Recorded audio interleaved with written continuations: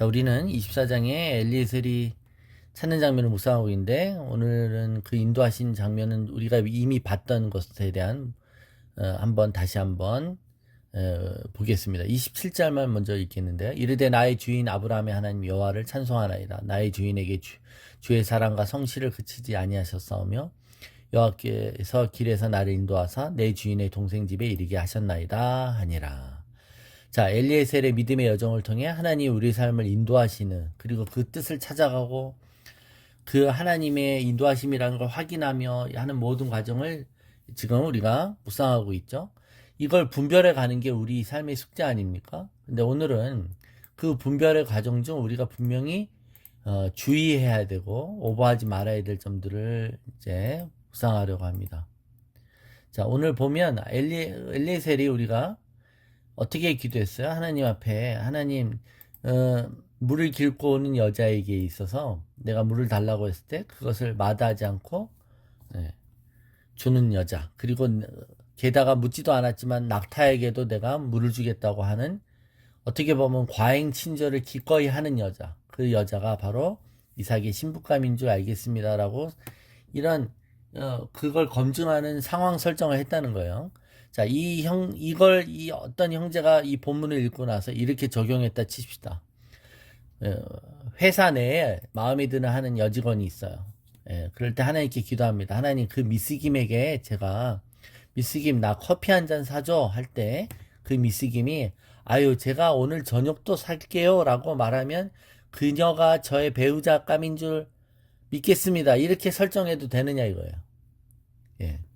자, 엘리에셀이 이렇게 기도할 때 우리가 그걸 본따서 조건부 기도의 이런 어떤 틀로 프레임으로 만들어도 되느냐라는 겁니다. 예. 우리가 여기에 조심해야 할 게 있어요, 여러분. 그 유명한 로렌 커닝햄이 자신의 배우자를 찾을 때 그녀가 내일 아침 나에게 팬케이크를 만들어 주겠다고 말하면 그녀인 줄 알겠습니다. 이렇게 하는 설정이 있어요. 물론 이 과정이 너무나도 조금 오해되는 부분이 있어서 개정판에서는 이 스토리가 삭제되었습니다만, 우리가 여기서 이제 오해될 만한 부분이 뭐예요? 이런 설정을 통해 하나님과 자신을 속일 수 있기 때문입니다. 응답을 조작할 수 있기 때문이죠. 그죠? 예. 그러니까 여러분, 어려운 설정을 하면 뭐 그럴 수 있지만, 그녀가 내일 아침에 만났을 때 굿모닝 하면 제가 그녀인지 알겠습니다. 이건 뭐 당연한 거 아닙니까? 그 확률 자체가 그런 거 아니에요? 자, 이런 비슷한 게 기도원의 양털 시험입니다. 예. 기도원의 양털 시험은 두 가지 반대되는 상황을 얘기했잖아요.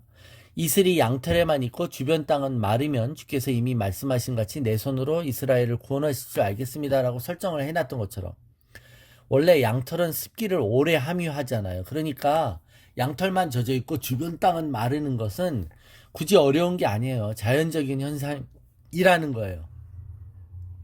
하나님이 내가 너를 쓰겠다라는 그 말씀 자체에는 확신을 못하고 자기가 설정해 놓은 이런 상황을 통해 자신감을 얻으려고 하는 이건 믿음이 아닌 것이죠. 그러니까 설정 자체가 매우 개연성이 많고 인위적인 것들을 설정하므로 하나님의 말씀을 통해 확신을 못하고 자의적인 설정으로 자기 암시를 주려고 하는 그런 믿음이 아닌 시도인 것입니다.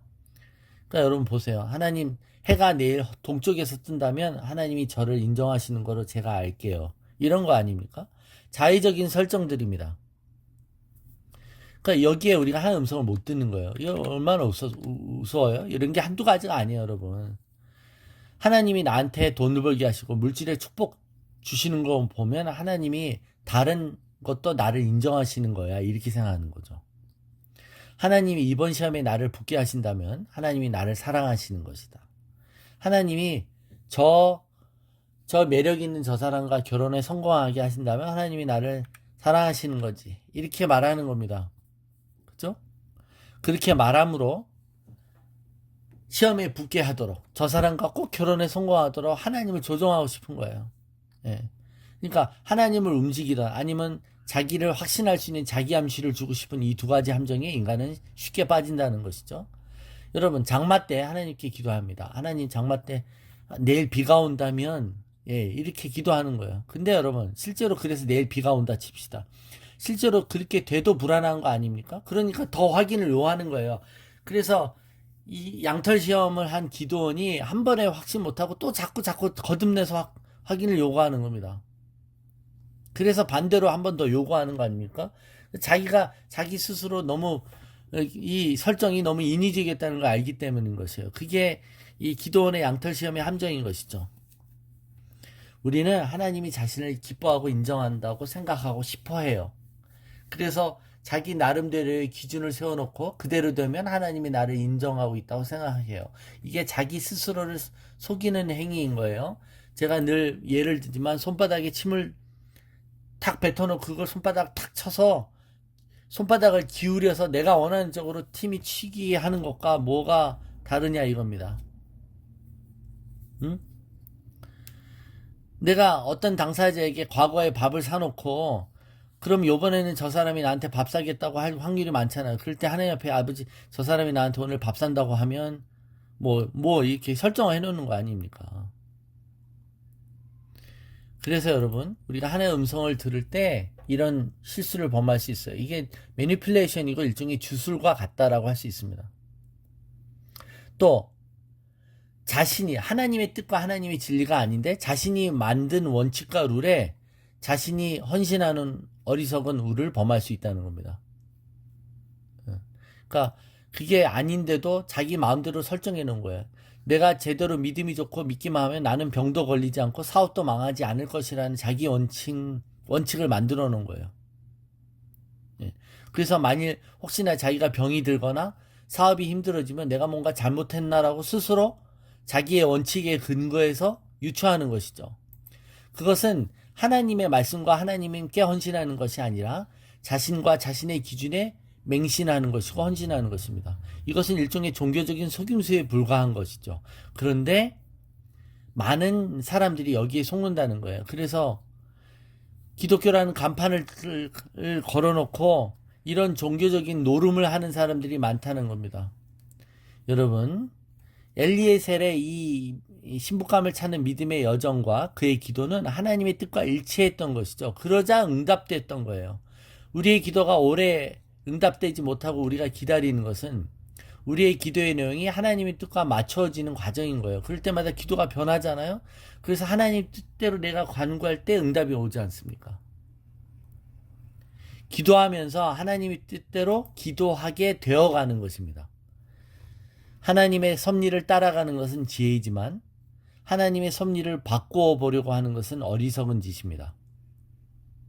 예.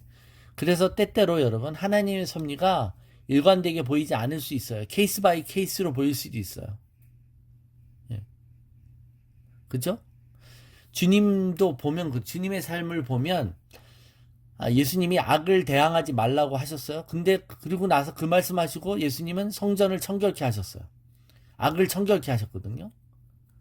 그러니까 예수님은 말은 그렇게 하셨지만 또 악을 대할 때는 악을 청결케 하셨어요. 그러니까 그때마다 하나님이 주시는 거예요, 여러분. 어떤 문항이나 조항, 문구가 우리를 붙잡는 게 아니죠. 율법은 그래서 율법이 아닌 거예요. 우리는 그 율법의 조항을 만드신 하나님을 이 기준인 것이지. 예수님은 그래서 어떤 말이나 명제, 어떤 그런 문구에 헌신한 게 아니라 하나님 아버지를 보고 그 일을 따라 하신 거고 하나님 아버지께 일관적이셨던 것입니다. 자신의 원칙이나 생각이 아니라 자신 안에 있는 하나님의 생명에 일관적이어야 하는 것이죠.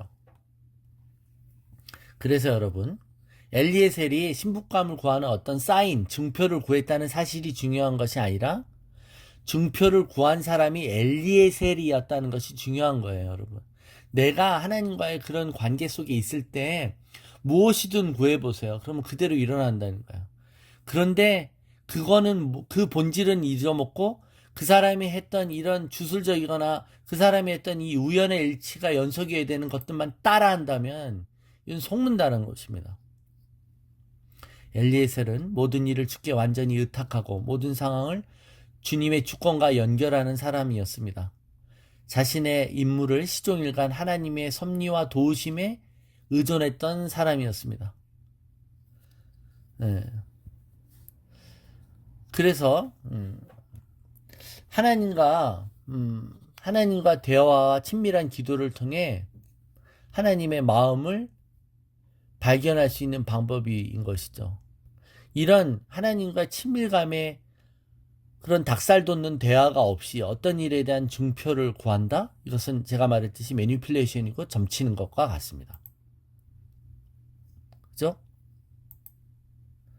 자, 보세요. 우리가 신데렐라는 그 동화 속에서도 왕자와 춤을 추었던, 그리고 왕자와 눈을 맞추고 교감했던 여자를 찾는 것이지 구두 사이즈의 여자를 찾는 게 아니잖아. 맞는 이 구두에. 그러니까 본질은 이 구두 사이즈에 맞는 발의 주인공을 찾는 게 아닌 거잖아요. 본질은 왕자와 친밀감을 가졌던 여자를 찾는 거예요. 그 여자가 구두 사이즈의 발도 맞는 것이죠. 예.